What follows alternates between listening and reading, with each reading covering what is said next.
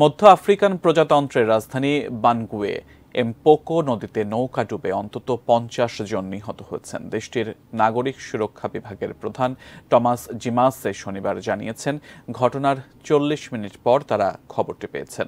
এ পর্যন্ত ৫০টি নিথর দেহ উদ্ধার করেছেন উদ্ধারকারীরা। টেলিফোনে দেওয়া সাক্ষাৎকারে ওই কর্মকর্তা আরও বলেন, এ ঘটনায় নিখোঁজ ব্যক্তিদের খোঁজে অভিযান অব্যাহত আছে। এএফপির প্রতিবেদনে বলা হয়েছে, নৌকাটি ধারণ ক্ষমতার চেয়ে অতিরিক্ত যাত্রী বহন করছিল। প্রত্যক্ষদর্শীরা জানিয়েছেন, ডুবে যাওয়ার সময় কাঠের নৌকাটিতে ৩ শতাধিক যাত্রী ছিলেন। তাদের কেউ দাঁড়িয়েছিলেন, কেউ আবার কাঠের কাঠামোর ওপর বসেছিলেন। নৌকার আরোহীরা স্থানীয় এক গ্রাম প্রধানের অন্ত্যেষ্টিক্রিয়ায় যোগ দিতে যাচ্ছিলেন। শোক সন্তপ্ত পরিবারগুলোর প্রতি সমবেদনা জানিয়েছে দেশটির সরকার। দুর্ঘটনার তদন্তের আশ্বাস দেওয়া হয়েছে সরকারের পক্ষ থেকে।